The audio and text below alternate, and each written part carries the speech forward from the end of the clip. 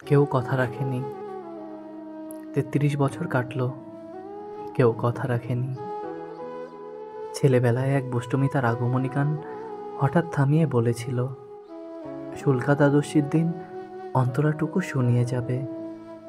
তারপর কত চন্দ্রভুক অমাবস্যা চলে গেল, কিন্তু সেই দুষ্টুমি আর এলো না। ২৫ বছর প্রতীক্ষায় আছি। মামা বাড়ির মাঝি নাদের আলী বলেছিল, বড় হও দাদা ঠাকুর, তোমাকে আমি ৩ প্রহরের বিল দেখাতে নিয়ে যাব। সেখানে পদ্মফুলের মাথায় সাপ আর ভ্রমর খেলা করে। নাদের আলী, আমি আর কত বড় হব? আমার মাথা এ ঘরের ছাদ ফুঁড়ে আকাশ স্পর্শ করলে তারপর তুমি আমায় ৩ প্রহরের বিল দেখাবে? একটা রয়্যাল গুলি কিনতে পারিনি কখনো।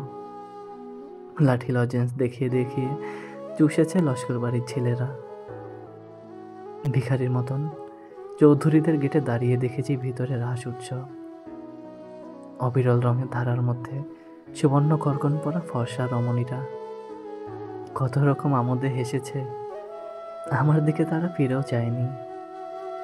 বাবা আমার কাজ ছুঁয়ে বলেছিলেন, দেখিস একদিন আমরাও।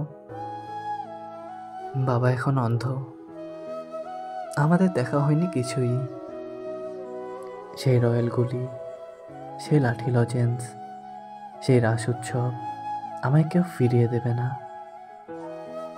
বুকের মধ্যে সুগন্ধি রুমাল রেখে বরুণা বলেছিল, যেদিন আমায় সত্যিকারের ভালোবাসবে সেদিন আমার বুকেও এরকম আতরের গন্ধ হবে। ভালোবাসার জন্য আমি হাতের মুঠোয় প্রাণ নিয়েছি। দুরন্ত ষাঁড়ের চোখে বেঁধেছি লাল কাপড়। বিশ্ব সংসার তন্ন তন্ন করে খুঁজে এনেছি ১০৮টি নীলপদ্ম। তবু কথা রাখেনি বরুণা। এখন তার বুকে শুধুই মাংসের গন্ধ। এখনো সে যে কোনো নারী। কেউ কথা রাখেনি।